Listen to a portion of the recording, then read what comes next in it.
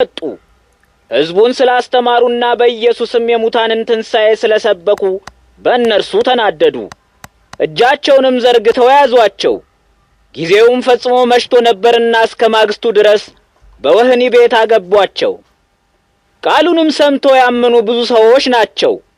ያመኑት ወንዶች ቁጥርም 5000 ያህል ሆነ። በማግስቱም አለቆቻቸውና ሽማግሌዎች ጻፎችም በኢየሩሳሌም ተሰበሰቡ። ሊቀ ካህናቱ ሐና፣ ቀያፋም፣ ዮሐንስና እለእስክንድሮስም የሊቀ ካህናቱም ወገን ሁሉ ከእነርሱ ጋር ነበሩ። በአደባባይም አቆሙና እናንተ ይህን በማን ስምና በማን ኃይል አደረጋችሁት ብለው መረመሯቸው። ያን ጊዜም በጴጥሮስ መንፈስ ቅዱስ ሞላበትና እንዲህ አላቸው፣ እናንተ የሕዝብ አለቆችና ሽማግሌዎች ሆይ ስሙ። ዛሬ ለበሽተኛው በተደረገው ረድኤት ምክንያት በእናንተ ዘንድ እኛ የሚፈረድብን ከሆነ እንግዲያ ይህ ሰው በምን ዳነ? እንግዲህ እናንተ ሁላችሁ የእስራኤልም ወገን ሁሉ እናንተ በሰቀላችሁት እግዚአብሔርም ከሙታን ለይቶ ባስነሳው በናዝሬቱ በኢየሱስ ክርስቶስ ስም ይህ ሰው እንደዳነና በፊታችሁም እንደቆመ በእርግጥ እወቁ። ይህ እናንተ ግንበኞች የናቃችሁት ድንጋይ ነውና እርሱም የማዕዘን ራስ ሆነ።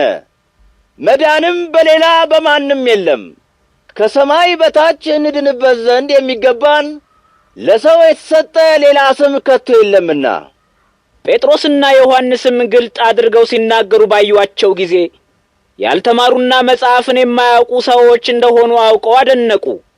ሁልጊዜም ከኢየሱስ ጋር እንደነበሩ አወቁ። ያን የዳነውን ሰውም ከእነርሱ ጋር ቆሞ ባዩት ጊዜ የሚሉትን አጡ። ከሸንጎም ጥቂት ፈቀቅ አደረጓቸውና እርስ በርሳቸው ተነጋገሩ፣ እንዲህም አሉ፣ እነዚህን ሰዎች ምን እናድርጋቸው?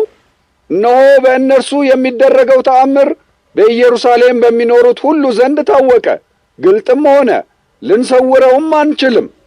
ነገር ግን በሕዝቡ ዘንድ እጅግ እንዳይስፋፋ ዳግመኛም በኢየሱስ ስም ሰውን እንዳያስተምሩ አጠንክረን እንገሥጻቸው። ጠርተውም በኢየሱስ ስም ፈጽሞ አትናገሩ፣ አታስተምሩም ብለው አዘዟቸው። ጴጥሮስና ዮሐንስም እንዲህ ብለው መለሱላቸው፣ እግዚአብሔርን ያይደለ እናንተን ልንሰማ በእግዚአብሔር ፊት ይገባልን? እስኪ እናንተ ራሳችሁ ፍረዱ። እኛስ ያየነውንና የሰማነውን ከመናገር ዝም እንል ዘንድ አንችልም። እነርሱንም የሚቀጡበት ምክንያት ስላጡባቸው ገስጸው ለቀቋቸው። ስለ ተደረገው ተአምር ሕዝቡ ሁሉ እግዚአብሔርን ያመሰግኑ ነበርና ይህ የድነት ምልክት የተደረገለት ያ ሰው ከ40 ዓመት ይበልጠው ነበርና። ተፈተውም ወደ ሰዎቻቸው ሄዱ። ሊቃነ ካህናትና ሽማግሌዎቹም ያሏቸውን ሁሉ ነገሯቸው። ይህንም በሰሙ ጊዜ በአንድነት ቃላቸውን ወደ እግዚአብሔር ከፍ አድርገው እንዲህ አሉ፣ ሰማይንና ምድርን ባህርንም በውስጣቸው ያለውንም ሁሉ የፈጠርህ አንተ እግዚአብሔር ሆይ፣ አንተ ራስህ በአባታችን በባሪያህ በዳዊት አፍ በመንፈስ ቅዱስ እንዲህ ብለህ የተናገርህ፣ አሕዛብ ለምን ተሰበሰቡ? ሕዝቡስ ለምን ከንቱ ነገርን ተናገሩ? የምድር ነገሥታት ለምን ተነሱ? አለቆችስ ከእነርሱ ጋር አብረው በእግዚአብሔርና በመሲሑ ላይ ለምን ዶለቱ? በቀባኸው በቅዱስ ልጅህ ላይ ሄሮድስና ጳንጤናዊው ጲላጦስ ከወገኖቻቸውና ከእስራኤል ሕዝብ ጋር በእውነት በዚች አገር ላይ ዶለቱ። እጅህና ምክርህ እንዲደረግ የወሰኑትን ይፈጽሙ ዘንድ አሁንም አቤቱ ትምክህታቸውን ተመልከት፣ ቃልህንም በግልጥ ያስተምሩ ዘንድ ለባሮች ስጣቸው። በቅዱሱ ልጅህም በኢየሱስ ክርስቶስ ስም ሕሙማንን ትፈውስ ዘንድ ተአምራትንና ድንቅ ሥራንም ታደርግ ዘንድ እጅህን ዘርጋ። ሲጸልዩም በአንድነት ተሰብስበው የነበሩበት ቦታ ተናወጠ። በሁሉም ላይ መንፈስ ቅዱስ መላባቸውና የእግዚአብሔርን ቃል በግልጥ አስተማሩ። ያመኑትም ሁሉ አንድ ልብና አንዲት ነፍስ ሆነው ይኖሩ ነበር። በውስጣቸውም የሁሉ ገንዘብ በአንድነት ነበር እንጂ ይህ የኔ ገንዘብ ነው የሚል አልነበረም። ሐዋርያትም የጌታችን ኢየሱስ ክርስቶስን ትንሣኤ በታላቅ ኃይል ይመሰክሩ ነበር። በሕዝቡም ዘንድ ታላቅ ጸጋ ነበራቸው። ከእነርሱም አንድ ስንኳ ችግረኛ አልነበረም። ቤትና መሬት ያላቸውም ሁሉ እየሸጡ ገንዘቡን ያመጡ ነበር። አምጥተውም በሐዋርያት እግር አጠገብ ያኖሩት ነበር።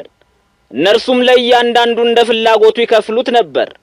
በሐዋርያትም ዘንድ ትርጓሜው የመጽናናት ልጅ የሚሆን በርናባስ የተባለ የሌዊ ወገን ስሙን ዮሴፍ የሚሉት አንድ የቆጵሮስ ሰው ነበር።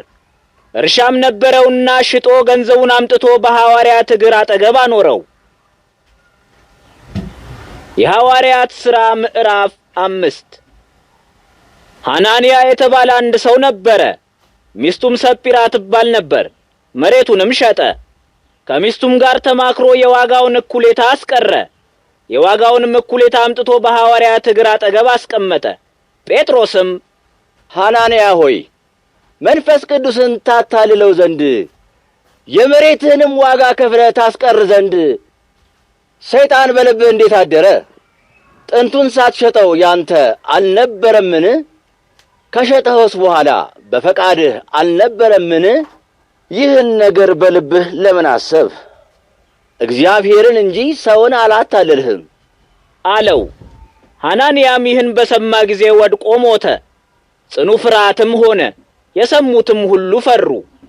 ከእነርሱም ጎልማሶች ተነስተው ገነዙት፣ ተሸክመውም ወስደው ቀበሩት። ይህም ከሆነ ከ3 ሰዓት በኋላ ሚስቱ መጣች። ባሏም የሆነውን ሳታውቅ ገባች። ጴጥሮስም እስኪ ንገሪኝ፣ መሬታችሁን የሸጣችሁት ይህን ለሚያህል ነውን? አላት። እርሷም አዎን እንዲሁ ነው አለች። ጴጥሮስም እንግዲህ የእግዚአብሔርን መንፈስ ትፈታተኑት ዘንድ እንዴት ተባበራችሁ? እነሆ ባልሽን የቀበሩ ሰዎች እግሮች በበር ናቸው፣ አንቺንም ይወስዱሻል አላት። ያን ጊዜም ከእግሩ በታች ወድቃ ሞተች። ጎልማሶችም በገቡ ጊዜ በድኗን አገኙ። ወስደውም በባሏ አጠገብ ቀበሯት። በአብያተ ክርስቲያናትና ይህንም ነገር በሰሙት ሁሉ ላይ ታላቅ ፍርሃት ሆነ። በሐዋርያት እጅም በሕዝቡ ዘንድ ተአምራትና ድንቅ ሥራዎች ይሰሩ ነበር። በቤተ መቅደስም በሶሎሞን መመላለሻ በአንድነት ነበሩ። ሕዝቡም እጅግ ያከብሯቸው ነበረ። ከሌሎችም ይቀርባቸው ዘንድ አንድ ስንኳን የሚደፍር አልነበረም። በጌታችንም የሚያምኑ ብዙዎች ይጨመሩ ነበር። ወንዶችና ሴቶችም ብዙዎች ነበሩ። ጴጥሮስም አልፎ ሲሄድ ጥላው ያርፍባቸው ዘንድ ድዌዎችን በአልጋና በቃሬዛ እያመጡ በአደባባይ ያስቀምጧቸው ነበር። ደግሞም በኢየሩሳሌም ዙሪያ ካሉ ከተሞች ብዙዎች ይመጡ ነበር። የታመሙትንና ክፉዎች አጋንንት የያዟቸውንም ያመጡ ነበር። ሁሉም ይፈወሱ ነበር። ሊቀ ካህናቱና አብረውት የነበሩት የሰዱቃውያን ወገኖችም ቀንተው በእነርሱ ላይ ተነሱ። እጃቸውንም በሐዋርያት ላይ አነሱ፣ ያዟቸውም፣ በሕዝቡ ወህኒ ቤትም አስገቧቸው። የእግዚአብሔር መልአክ ግን በሌሊት የወህኒ ቤቱን ደጃፍ ከፍቶ አወጣቸው፣ እንዲህም አላቸው፣ ሂዱ፣ ወደ ቤተ መቅደስም ግቡና ለሕዝብ ይህን የሕይወት ቃል አስተምሯቸው። ይህንም በሰሙ ጊዜ ጠዋት ገስግሰው ወደ ቤተ መቅደስ ገቡና አስተማሩ። ሊቀ ካህናቱና ከእርሱ ጋር የነበሩት ግን ጉባኤውንና ከእስራኤልም ቤት ሽማግሌዎችን ሁሉ ሰበሰቡ። ሐዋርያትንም ያመጧቸው ዘንድ ወደ ወህኒ ቤት ላኩ። አሽከሮቻቸውም መጥተው በወህኒ ቤት አጧቸውና ተመልሰው ነገሯቸው። ወህኒ ቤቱንም ዙሪያውን ተዘግቶ በቁልፍም ተቆልፎ አገኘ ነው። ወታደሮቹም በሩን ይጠብቁ ነበር። ነገር ግን ከፍተን በገባን ጊዜ በውስጥ ያገኘነው የለም አሏቸው። ሊቃነ ካህናትና የቤተ መቅደሱ ሹምም ይህን ነገር በሰሙ ጊዜ የሚያደርጉትን አጥተው እንጃ ይህ ምን ይሆን አሉ። አንድ ሰውም መጥቶ ያሰራቸዋቸው እነዚያ ሰዎች እነሆ በቤተ መቅደስ ውስጥ ናቸው፣ ቆመውም ሕዝቡን ያስተምራሉ ብሎ ነገራቸው። ከዚህም በኋላ የቤተ መቅደሱ ሹም ከሎሌዎቹ ጋር ሄዶ አባብሎ አመጣቸው። በግድም አይደለም፣ በድንጋይ እንዳይደበድቧቸው ሕዝቡን ይፈሩ ነበርና። አምጥተውም በሸንጎ መካከል አቆሟቸው። ሊቀ ካህናቱም መረመራቸው። በኢየሱስ ስም ለማንም እንዳታስተምሩ ከልክለናችሁ አልነበረምን? እነሆ ኢየሩሳሌምን በትምህርታችሁ ሞላችኋት። የዚያንም ሰው ደም በእኛ ላይ ታመጡብን ዘንድ ትሻላችሁን? አላቸው።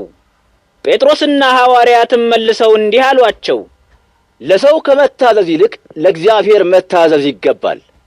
የአባቶቻችን አምላክ እናንተ ክዳችሁ በእንጨት ላይ ሰቅላችሁ የገደላችሁትን ኢየሱስን አስነሳው።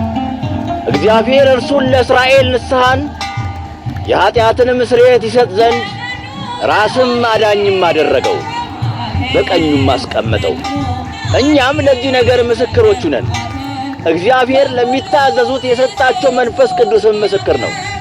ይህንም በሰሙ ጊዜ ተበሳጩ፣ ጥርሳቸውንም አፋጩ፣ ሊገድሏቸውም ወደዱ። በሸንጎውም በሕዝቡ ሁሉ ዘንድ የከበረ የኦሪት መምህር ስሙን ገማልያል የሚሉት አንድ ፈሪሳዊ ተነሣ። ሐዋርያትንም ከጉባኤው ጥቂት ፈቀቅ እንዲያደርጓቸው አዘዘ። እርሱም እንዲህ አላቸው፣ እናንተ የእስራኤል ሰዎች ሆይ በእነዚህ ሰዎች በምታደርጉት ነገር ለራሳችሁ ተጠንቀቁ። ቀድሞም ከዚህ ዘመን በፊት ቴዎዳስ ተነስቶ ራሱን ከፍ ከፍ አደረገ፣ 400 ሰዎችም ተከተሉት። ነገር ግን እርሱን